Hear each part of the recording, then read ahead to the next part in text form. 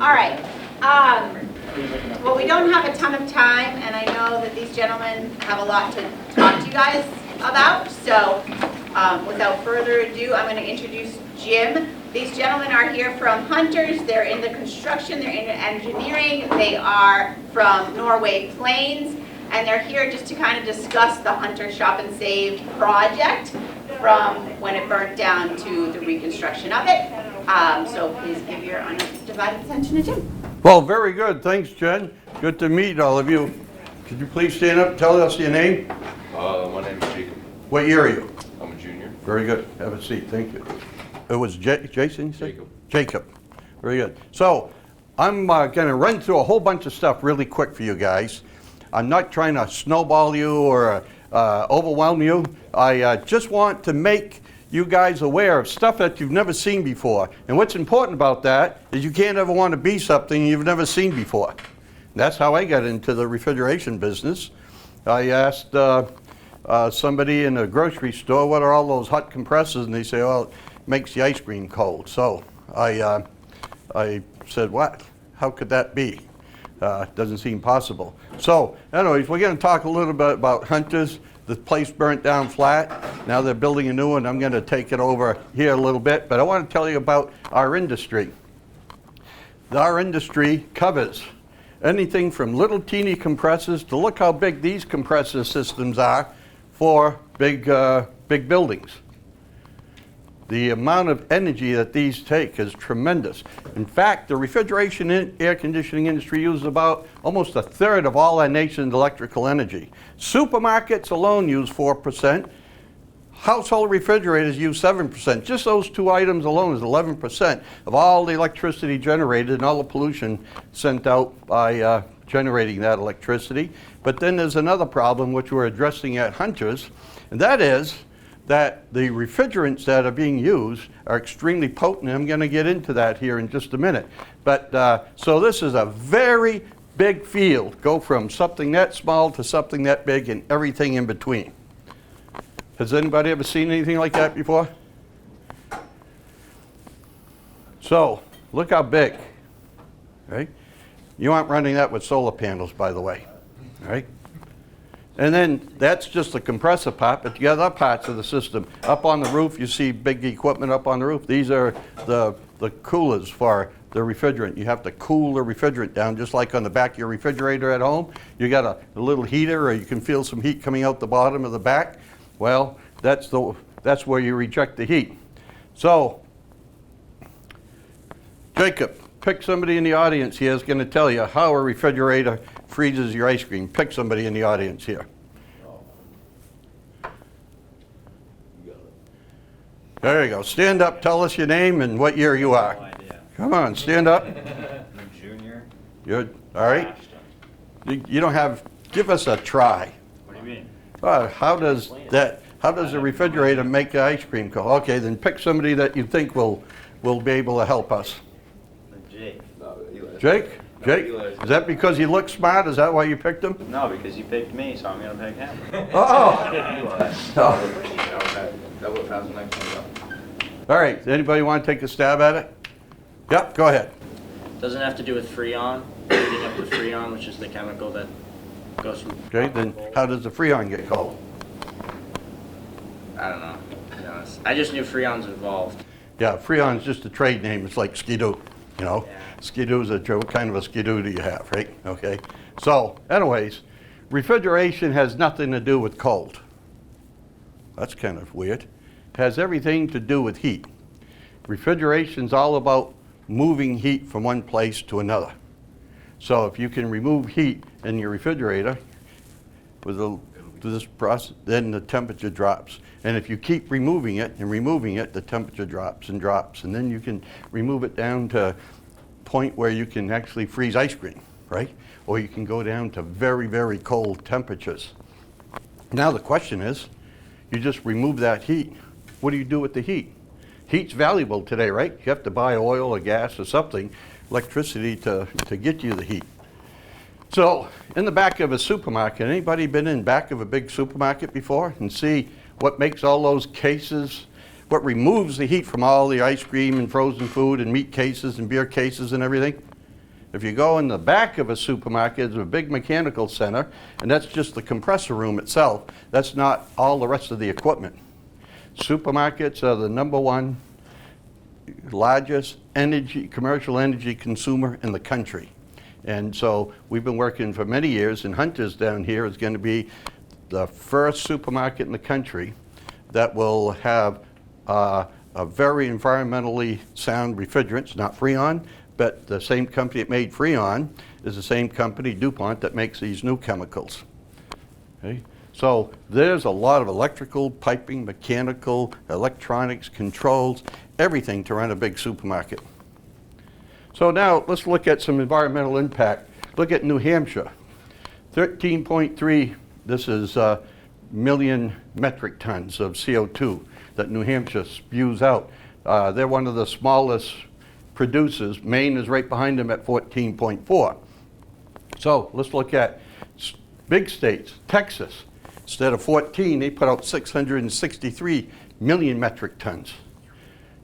So these small states like Maine, Vermont, New Hampshire, we don't produce much. And in Maine, we put out 14, but we have enough trees to offset half of that, 7 million metric tons. So let's look at what Japan's doing with theirs. China. Look at this. Instead of 7 like Maine has, they're up to almost 12,000 million metric tons. And you see, all the time we've been working on trying to reduce our global warming and stuff, China's been rapidly increasing theirs. They build up to 300 coal-fired plants a year. And while and they build us, they use that electricity from coal-fired plants to build us solar panels that don't really produce a whole heck of a lot of CO2 savings. It's not going to heat our buildings or anything like that. So I'm going to get into how we're going to do that kind of stuff here in the future. So how about, anybody ever hear the word thermodynamics, right? So there's laws of thermodynamics simplified. I'm going to make this just a concept you keep in the back of your mind. I hear, as the energy advisor for the governor of the state of Maine for 8 years, I get people coming after me all the time. We got this magic potent, we got this magic concept, we're going to save all this energy.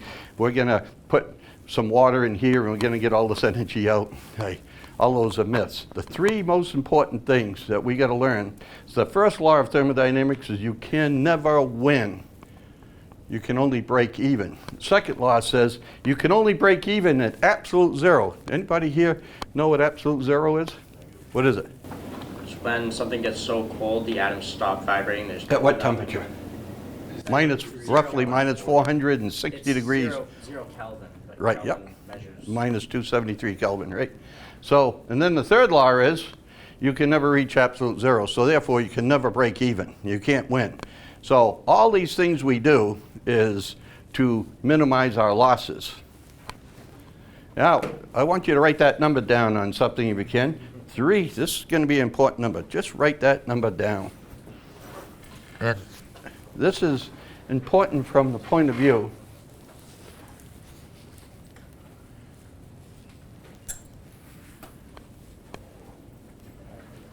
has anybody ever seen that number before? Huh? You have? Oh, what is it? I have no idea, but I've seen it before. Okay. Okay. This is how many BTUs an hour you get out of burning 1 watt of electricity. The first law of thermodynamics says you can never, is the conservation of energy. Energy doesn't just leave planet Earth. You take a 100-watt light bulb, right? That electricity is converted into what? Heat, right? You ever try and touch a 100-watt light bulb, you burn your fingers, right? Where's that heat going? It's going into the room, right? So that's conservation. So you get 3.412. So this computer right here, if I measured how many watts goes in here, I can tell you how many BTUs is coming out just by multiplying it times that number. The important thing about this number is look how accurate it is. This area of thermodynamics is extremely, extremely scientifically accurate and undisputable. These are hard facts. So when I do all the calculations for all kinds of energy matters, you use numbers like this here. And when people try and give you something, they say, oh, I get this solar panel, this windmill, or this device, and it's doing all this work. It's impossible. There's not enough BTUs or enough watts to do much of anything. The panel. What's this? The panel will enter standby. Huh? Oh, I see. All right. So there's only 4 basic parts to a refrigeration system. You have a compressor. You'll have a condenser. That's where the heat is rejected. And then you have a pressure drop device. And then you have an evaporator, which is where the cold is. So this is the cold side. That's the hot side. Anybody here ever hear of a heat pump? You know, you got heat pumps on buildings everywhere. You have never heard of a heat pump? Okay, a heat pump is a refrigeration system that can reverse the direction of flow. So the hot becomes the cold and the cold becomes the hot. So you can pull heat out of this room in the summertime and cool it, or you can pull heat out of the air outside, because as long as you're above minus 460 degrees below zero, you can pull heat because there's heat in the air, right? And you can pull it out of the air and put it in the building. At Hunter Shop and Save, we pull heat out of the ice cream and frozen food, and we put that back into the store. And we do it with heat pumps. Okay? And what's interesting is you buy 1 watt of heat to run a heat pump, and you get 5 watts of heat out. That's a 500% increase in efficiency. And that doesn't violate the laws of thermodynamics. So there's all kinds of interesting graphs. Though we call this COP, that's the ratio of how many watts you put into a heat pump versus how many you get out. So if you have a COP of 3, you put in 1 watt, you get 3 watts out. Well, it's very important. If you buy electric heat, just a baseboard electric heat, that has a COP of 1, just like your lights and everything, it burns electricity. But if you put that same wattage into a heat pump like at Hunter's, you get 5 watts, or you only pay 1/5. You only have to buy 1/5 the amount of electricity. So that has a major impact on your oil, which has a major impact on the environment, and it also has a major impact on your costs if you only got to pay 1/5 the amount for the same amount of BTUs. So in thermodynamics, there's a lot of complicated things. Now, you know how many of you guys drive here? Drive a car, okay? You remember when you first drove, how complicated it was and how odd it felt and it looked? You know, it was a pretty overwhelming task. Well, all the stuff I'm going to show you here is the same thing. It all looks overwhelming at first. Oh my God. But I just want to make you a little bit aware of what's going on. And just like driving, can't teach you to drive in 45 minutes, right? It's a learning process, but these are very scientifically accurate calculations that have to be done that really makes a big difference. For instance, how many thinks that up in Bangor, Maine, it's really, really cold all winter long? Everybody thinks it's 20 below zero up there all the time. Well, when you look at what percentage of the time it's 20 below zero and colder, it's almost nothing. It's just a few hours a year, right? But you look at the time that it's 30 to 35 degrees, look how much time. Over about 13% of the time it's there. Well, we have to do all kinds of engineering calculations to work out economics and so forth, and that's what we do, for instance, at the Hunters. I put together the heat pump program for the state of Maine, where if you take a gas electric plant, you know, where they put gas into a power plant and get electricity out, if you put a unit of gas in a power plant to run a heat pump, you end up with 1.5 units of heat for every unit you put in here. That includes the heat you lose out of the plant, you know, the big condensers and the steam you see coming out. But if you put that gas into the house directly, you only get half that amount of heat. You only get 0.75 or 75% of the heat. So heat pump technology is one of the biggest growing sources of our Green New Deal, real solutions of anything out there in the whole world right now. So here's what we build in units like we're going to put into 6 little teeny boxes like this is going to run Hunters, whereas just 3 of these replace a big system like this. that costs a lot of money and has tons of other parts and stuff. So in our little cubes, there's a lot of engineering takes place: structural engineering, thermodynamics, electrical, electronics, electric power. There's a lot of things involved with refrigeration other than just the circuit. So anyways, refrigerant, sorry about that, guys. Refrigerants are what we call super potent chemicals nowadays.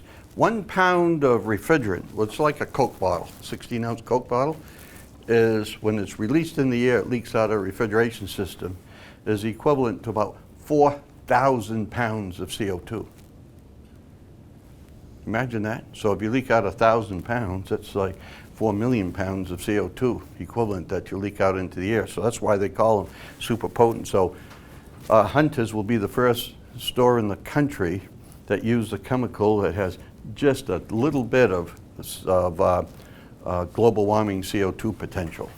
But to do that, thermodynamically, it's a lot of engineering involved.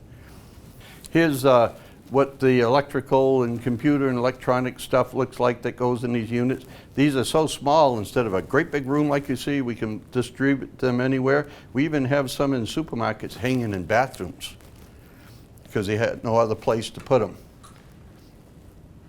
So, as I was saying just a moment ago, these different refrigerants have what we call a global warming potential. One of this refrigerant, which has been used in the store, in the old store, is almost 4,000 pounds of global warming CO2 if you leak out 1 pound. We have energy efficiency of the system is going to reduce the total amount of electricity you have to generate, which produces less CO2. And we have the refrigerant charge in our system is very small. Instead of thousands of pounds of refrigerant, we just have a little over 100 pounds of refrigerant for that supermarket. So these are all graphs put together by a lot of engineering that we have to do for a store like this. And look at the carbon footprint of what Hunter's is going to produce versus what the old store produced. The magnitude and the difference in graph is a very important thing. Then we have the cost is a big difference in the amount of kilowatt hours you need per year. But here's the conclusion. This is how many solar panels you'd need at $1,000 a piece if you wanted to put that store back to net zero. If you use the typical system versus what Hunters are going to be putting in. You need to put in $1,600,000 worth of solar panels to do the same thing that these little cubes will do. And that doesn't even count the heat, which was going to triple that amount. You need to put in over $4.5 million worth of solar panels at that store if you wanted to do the same thing 6 little 2-foot cubes would do for the total CO2 savings. Has anybody ever seen all this kind of stuff before? You have?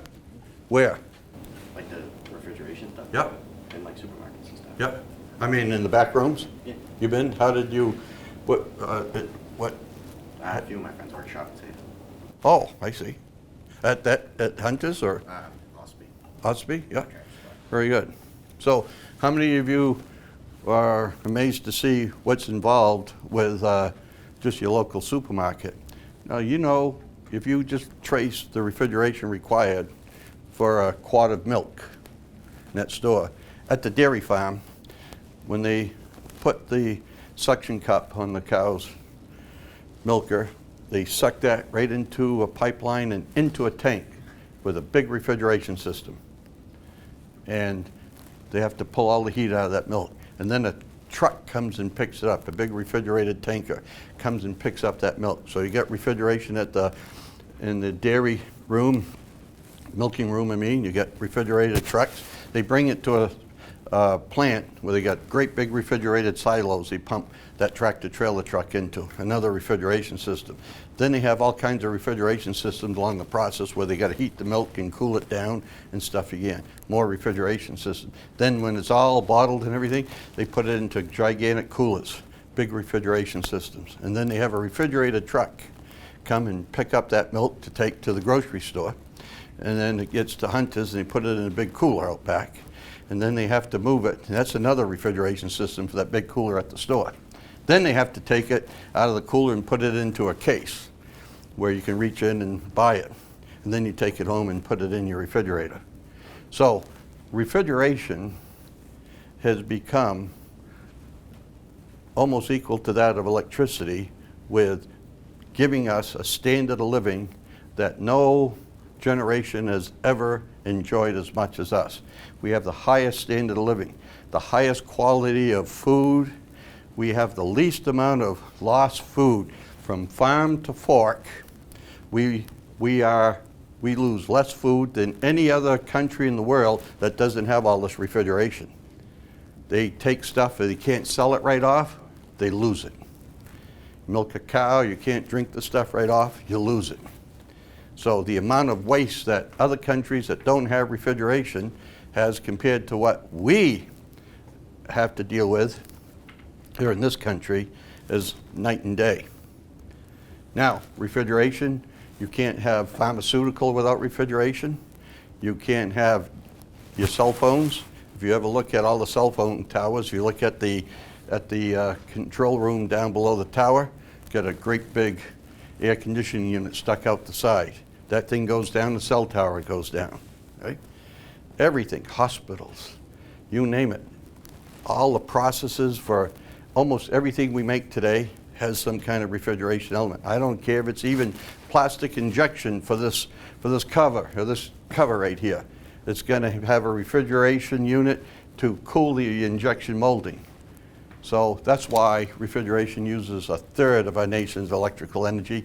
It's in everything, everywhere. It's a big industry, and it's the biggest solution for global warming issues of any technology out there, hands down. So, after thinking about it, do you guys have any questions? Not one? Yes. Well, you talked a lot about solar panels, but do you think like geothermal energy might have any part to play in the future of refrigeration? Well, geothermal heat pumps, yes. They have a COP of about 4, even on cold days. But the issue is over a mini split. You know, you've seen in buildings where they have a little cassette hanging on the wall and there's an air conditioning unit outside. That's a mini split heat pump. They have a COP of 3. You get more efficiency from geothermal heat pump, but this costs about $4,000, whereas the geothermal costs about $40,000.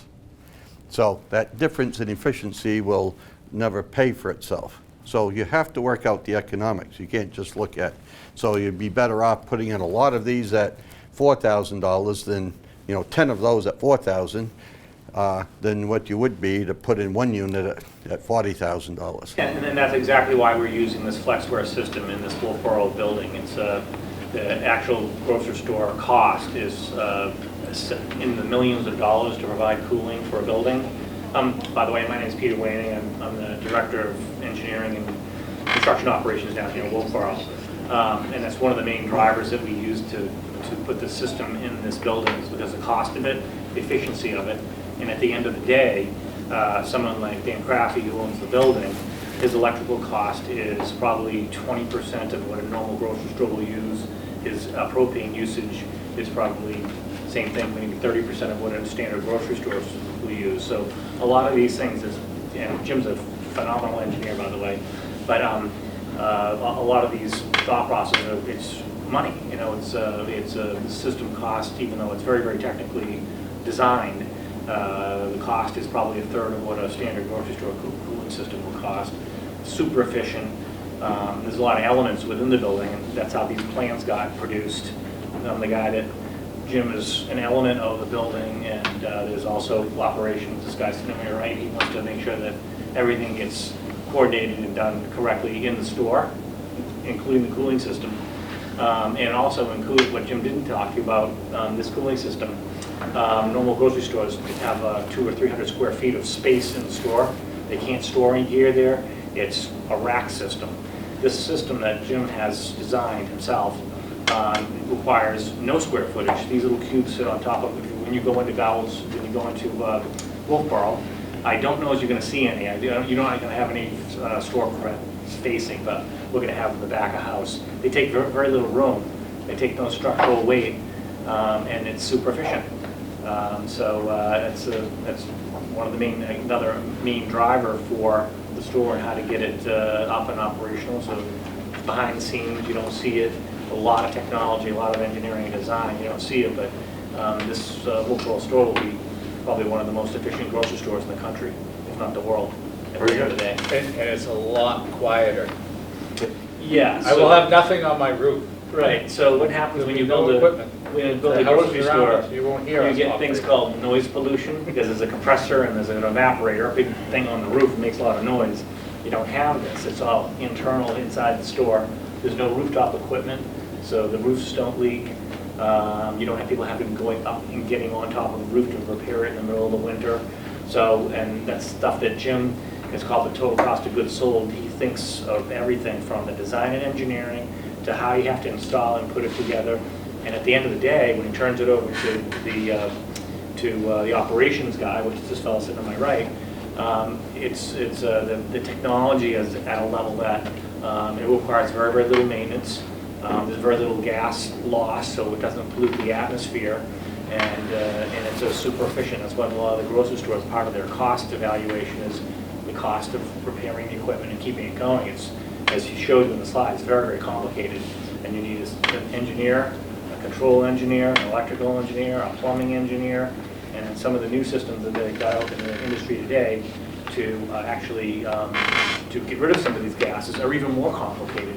And they don't even have people to repair them, which is kind of what you guys are here at the school to do. At some point in time, you go into the industry. I went to engineering school down in Wentworth, and at the end of the day, if I calculated it out, I would probably be better off to be a mechanic or an electrical guy, or like Jim does. He does mechanical engineering without even going to college. You can go to a trade school like this and get all this background. It's pretty neat stuff, which is probably why most of you are here. But So I went to a school just like this. I went to Kenneth Foster's Vocational Regional High School in Farmington, Maine, and took a 2-year electrical program just like this here, and that's where I started. So I really find it fortunate that you guys have some really good programs here, and you guys are the guys that are going to be in big demand here coming up in the future. There's a real major need for all the trades, every kind of trade. So you're going to be able to pick and choose what you want. This young lady right here went to a 6-month training program through Northeast Technical Institute. Now she's in charge of overseeing building all these units and oversees the commissioning of them. And so you imagine, didn't take long to get up the learning curve to be able to be in charge of building these modules. And now there's other products that support this, and that is we have to transfer heat from this compressor. Remember, it moves heat out of your ice cream and meat and so forth. Now where you got to put it, we put it into a loop, a water loop that goes around the building, and wherever these modules are, that heat is rejected in this loop, and then it goes out to a big unit outside where it's rejected. The heat's lost. Or we have heat pumps around the building that can absorb that heat and heat the building without having to buy any energy. And this is the other side. These are pumps. These are electronically driven pumps, and they're all computerized, and I can get it. And then we build all of these are controllers for each of the big coolers and freezers and so forth. And all of that is operated right from our phones. So you can see that that this is a very, very interesting industry, and I think you're going to have be lucky to have hunters right here in town, in your own hometown, be the first in the nation. Governor Sununu, we've met with him, and he's going to be looking forward to coming up for the open house and participating in the big environmental impact of this here. So, anyways, now 2 more questions. Come on. Must have one question. Make one up. Somebody just make one up. Make one up. Ask me why I'm so good looking. You know, ask me a We tough don't one. have that much time. Ask me why I like ice cream. Go ahead. All right, well then, I want to thank you for coming and sharing some of my experience and knowledge over time since I went to a program like this. And good luck in your future. I guess you're all going to be graduating in a few months. Yep. Somebody back there had a Do you have question? anything you wanted to add, Paul? Oh yeah, Paul, yep. Should we go around and introduce people here? Huh? Introduce people here and... Oh, no, there we go. I'm Paul Blanc, I'm with Norway Plains Associates. And I'm Peter Waning. I work for Dan Crafty directly. I'm the construction coordinator and engineer on these things that are on your desk, how they got to be this level. Jim is an element of that, a very important element of it, but there's a lot of things that go into these buildings. There's structural engineering, there's normal things. He does the site civil stuff that goes to the planning board. It tells you how to design the foundation so you can do a reaction to build a building and put the thing together. I'm the guy that coordinates all that and brings Jim's elements of his building into the Wolfeboro Hunter store. And the fellow that And I said, my name is Perry Shaw, I'm the operations manager at the supermarket. Yeah. I run daily operations, and I'm learning as much as you guys are with this stuff. Yeah. I'm learning it from the right guy. So, what was yours, sir?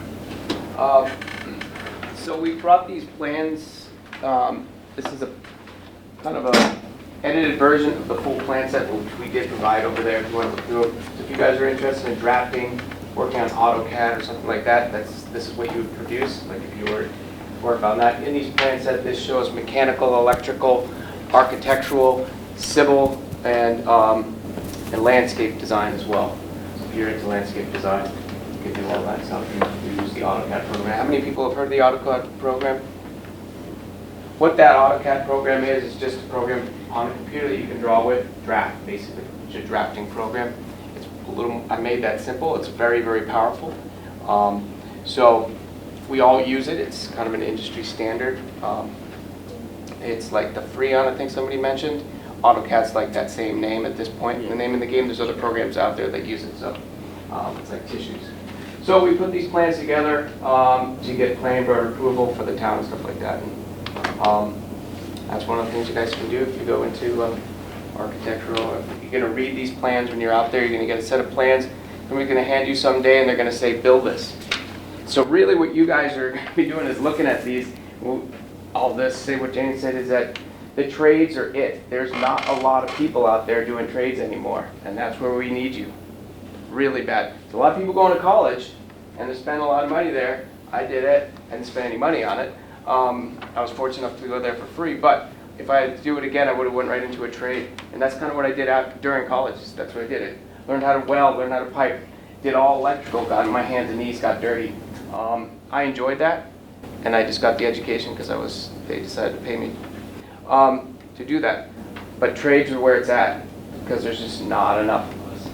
They're just looking for people, so this is the spot to be at. You guys are just about out of here in 2 minutes. Is that when the class ends? Yep, 06. 06? So these are yours, the plans are here. If you guys have any questions about this type of stuff, get right into it. It's pretty cool to do.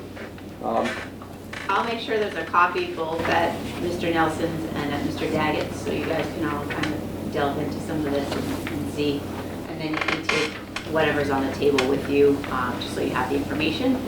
But please say thank you to all these gentlemen that took this time to share all this information with you guys. And if you have any questions, feel free to come up and ask them, maybe privately if you didn't feel like asking in front of everybody.